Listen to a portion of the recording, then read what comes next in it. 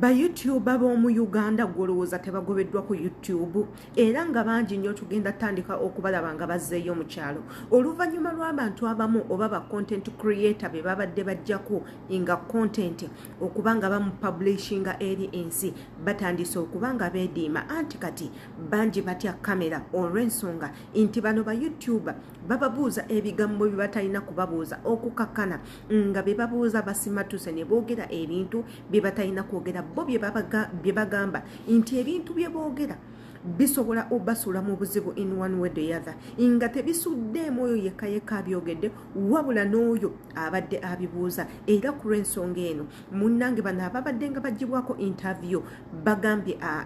ba YouTuber mutandike nga okunoonya content elsewhere kati nno bwe njogera ku ekyo mba sigenda kwerabira omukyala nga full figure sigenda kwerabira wisdom kaye sigenda kwerabira bonna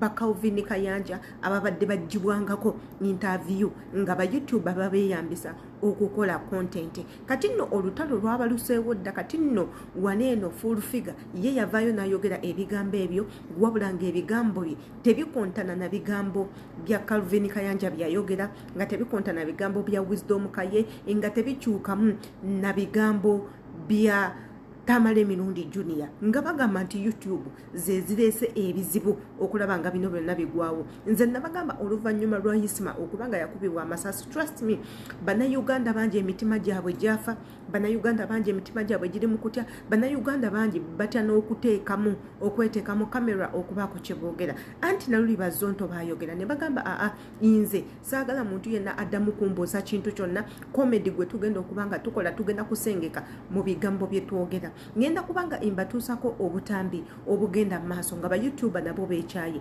bazizza omuliro eri omukyala full figure eyavaayo n'abawoninga igolowooza kino ekikolebwa kituufu oba nedda tugenda batwako mu butambi bwa Hadija Kigozi tubatwaleko mu butambi bwa Sala Heinza omuwala gwe mumanyi obulungi alina erinnya lyensinga okwagala Heinza tugenda batwako mu butambi obwo wabula ate nga tetunaba bugendamu njagala ojjukire nti nze abatuusako updates yenze Shila Adita eva mbeerawo okunoonya updates mbeere nga nzibateekako waneeno wabula gwe kyolina okunkolera kiri kimu updates zeeno zirabe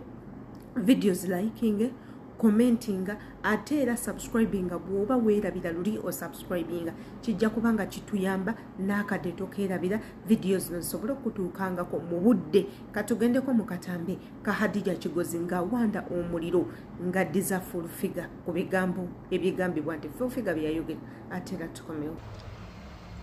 Jennifer Ndozalevo ogiraba videos zo nzijjayo ku channel yange nzideletize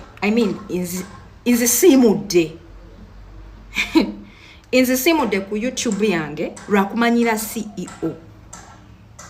full figure leeta obudagaladagala noleeta obumonde nolanga ow'omucere nolanga ow'obuzigo nozunga n'otuzizi olangira ku channel yange ku channel zaffe si bwe kiri ate nodda kuba YouTubers n'obavuma kitegeeza tofumintiriza Ajamisi yakuwa akatabo okasome ofumitirize naye akatabo otambula butamuzi nako wekubya nako bifaananyi olwokuba oyagala omugaga akulabe nti Jennifer ali mu katabo ayina akatabo nangira akatabo nedda akatabo baakakuwa okasome ofumitirize kati mukyala yeeyita katonda wa content njagala okukujjukiza nti videos zo nzisimudde ku YouTube yange lwakumanyira CEO full figure eno channel wagisangawo ate ngetambula bulungi gwe yeeyita waakabya olaba kamera ngikutunuzaamu kateeberezaamu abantu babuulira amazima ekikuluma ku channel eyo bw'otaaki bagambe bonna batonnensonyiwe nja kujja wano nkibagambe nali nkola ne Yisima ng'olina obusungu kola ne Kaye owulira obusungu buli gwe nkola naye oba owulira obusungu kati you can't stand the fact nti Kuruthumu akikuba ku channel Oze wanalina ku live otandise twafiiriddwa nno kyo kisinga okunnuma oze ku live weeyogeza ebintu ebitasaanira ku level gy'otuuseeko Jennifer okyayina amanyi agatula mu live n'oyogera ebigambo bwe bityo ku level gy'otuuseeko ate ku live okubeerako abantu abakusuulira yoyo mama fulawa yoyo anti yoyo full figure nolowooza ndowooza oli maama wansi yonna mukwano nze toli maama wange ekyokulala eno channel sigwe wagikola ne bwe najja Uganda nakusinkana luvannyuma nga wayiseewo n'emyezi nga n'omugenzi kyana agituddeko emyezi 4 okitegeera. So njagala okutegeeza mukwano tieno kyano si ya kitaawo naawe kyana ekuliisa ogirangirako n'olanga ebintu by'abantu ate n'otusaba obulango nitubukusindikira. Sindikira akalango ka maama gundi, sindikira akalango ka jjajja gundi, bannange Jennifer.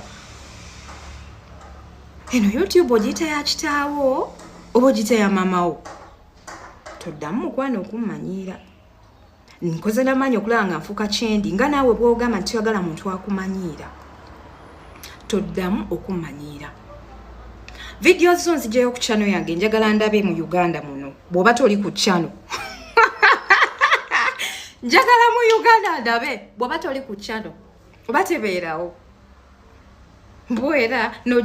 eyo ye yabadde message ya Hadija Kigozi bwe yagezezzaako okuddamu omukyala Fulufiga nga mugamba halo nnyabo teweetwala waggulu nnyo teweefula nti nno oli wakabi naffe tuyina impact gye tukoze mu bulamu bwo ojja ku channel zaffe n'olangirako n'oyogererako byonna byonna by'oyagala sigamba nti oba interview ze tukolako munnange ziba za bwereere nedda osasulwa okubeera ku channel ezo ate era kubanga naawe olangirako lwaki okulembeza igwe nga gw'omuntu nga gwe bw'otayagala tubeere nga tukussa wansi naffe totussa wansi. Nze Hadija nava wala nnyo nkoze bingi okulaba nti nno channel yange ebeerawo ng'era akatambi we mukeewuliriddeko saagala mugambe ebyo ebigambo ngiyiza biyiye imbijja eno imbijja eri. Hadija yavudde mu mbeera n'abeera nga ayogera ebyo ebigambo byonna bye tosobola musuubiramu kubanga Hadija she's this humble woman, humble girl. Hadija ye muntu ali very humble. Olaba yavudde mu mbeera kirabika munnange kyamukubye ekikwe ky'amanyi okulaba nti omu gwe babadde bakola naye munnange bw'atyo bwe yasazeewo bo bagamba nti okugenda yandigenze nga bw'abadde ayagala wabula n'atateeka disrespect ku ba YouTubers bano kuba naye bamuliisa mu ngeri emu endala oba endala ate era nga tukkirize balabika balina engeri ekintu kyabwe gye babadde bakivugamu ife gye tutabeera ate era gye tutamanyi wabula nga ate si ye Hadija yekka tuyinawo omwana mulenzi gwe bayita Kakalaamu ono naye y'omu ku ba interviewer abalina YouTubes ez'amaanyi mu ggwanga lyaffe Uganda era nga trust me Kakalaamu ono akola interviews nga bano abalala we babadde nga bazikola ba YouTubers abalala. Kakalaamu ye muntu eyasookera ddala okuva n'agamba Fulufiga nkwegayiridde munange ndeka tonteeka mu bino bintu munange ndeka tuli mu kufiirwa tuli mu bulumi olw'omuntu waffe atuvuddeko munange sooka olindeko bino ebintu biyite nga Fulufiga ye adda ku buli TV n'ayogera ku ba YouTuber n'amenya n'amannya gaabwe era mbu bano byensonga lwaki Isma yaviiriddeko n'okubanga attibwa olw'ensonga bazzenga bamubuuza ebintu ebikontana ne byayina okwogera kati wano nange ne neebuuza omuntu waba akubuuziza ekibuuzo ng'olaba ekibuuzo kiri improper lwaki oba okiddamu kibuuke towali musango kibuuke bino ebintu bye twogera nti nno gwe ng'omuntu gwe balina okubuuza ebibuuzo naawe beera wise enough kyolaba nga ekibuuzo tekijja tokiddamu si musango tewali musango tugendagendako mu post ya Kakalaamu gye yakolera Fulufiga tugiyitemu wabula ng'ate ne post eno oluvannyuma lw'ogikola waliwo omuvubuka yava n'amugamba munnange Kakalaamu gwoddako okubanga ottibwa essaawa yonna ogenda kubanga ottibwa so omulenzi ono ali mu kutya bwe twogerera era Kakalaamu obulamu ye bukyanga Isima afa bwagana okubanga bw'omutererera ng'omuntu katugendeko mu post ya Kakalaamu gye yateeka ku mutimbagano ate era nayo tukomewo.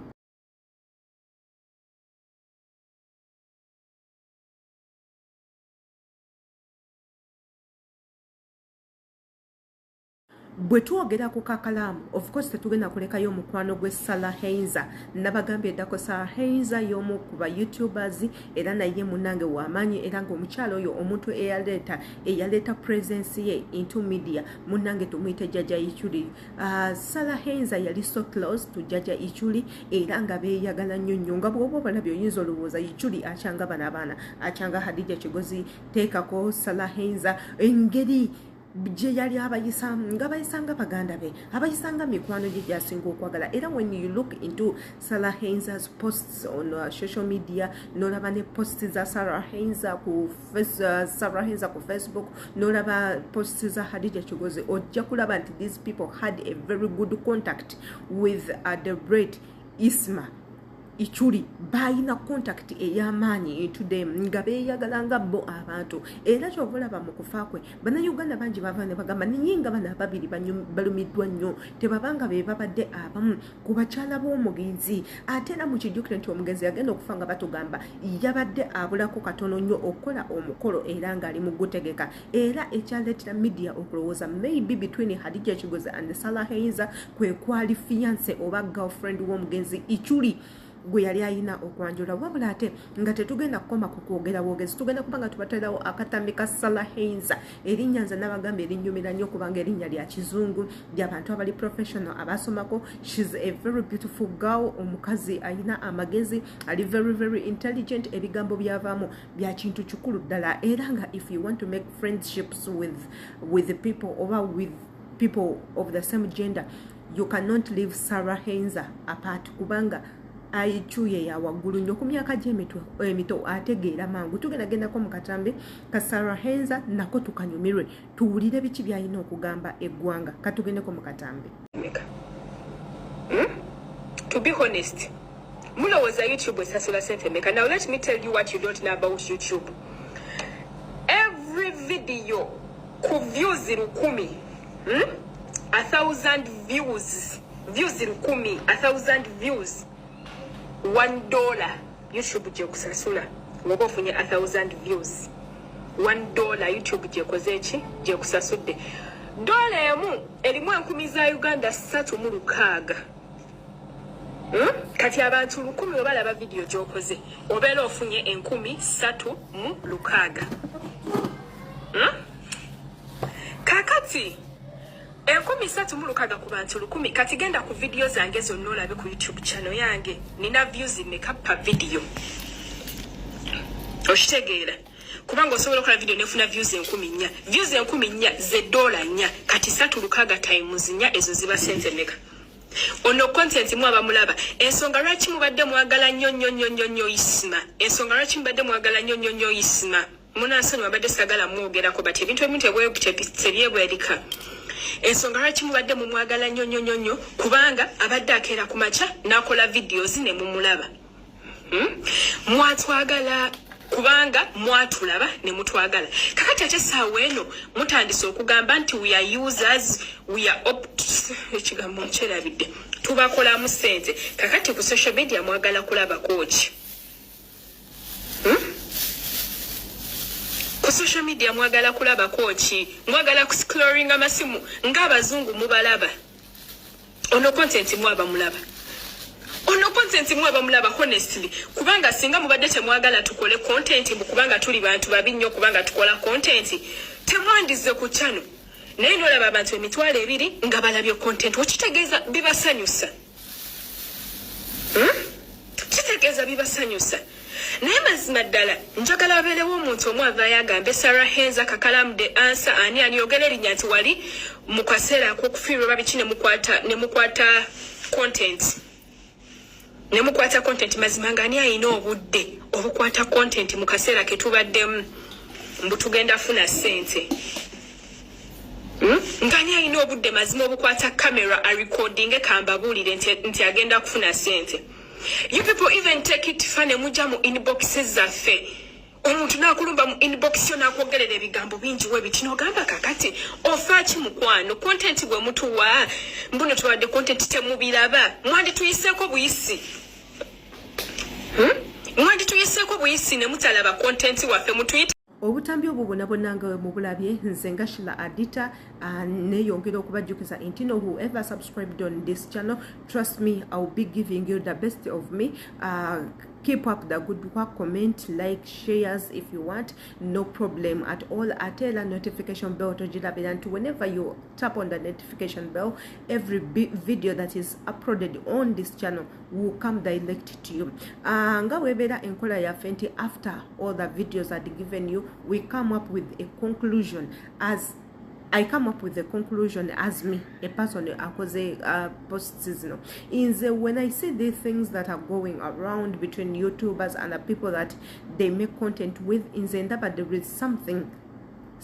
going on unusual. Yes, misunderstandings is naye at what level? bwe mubanga mubadde mukola mwenna ne mutandika okubanga mwevumangana mwejjirayo bino mwejjirayo biri it will affect you one day or one time kubanga omuntu oyo abadde ku channel yo has done a very big impact ku channel yo okugizimba oba olyawo kubanga mudiringa n'abantu abalina ku mannya gammwe ate n'oli kijja kubanga kimukosa bwe tubagamba nti in every job gyokola kubanga YouTube mulimu gulyawo bumulimu gonna gwokola learn how to be patient, learn to leave other things to go, leave things to go, don't insist on things however much this person is disrespecting you in one way or the other. You deleting that person's videos is enough. Omukubye ekigo knockdown church li hadide kigozi kyakoze nti I have deleted all your videos on my YouTube channel. You did well. Era yeyo punishment gyewamwadde because her videos zibadde zirabwa abantu bangi nnyo and those people that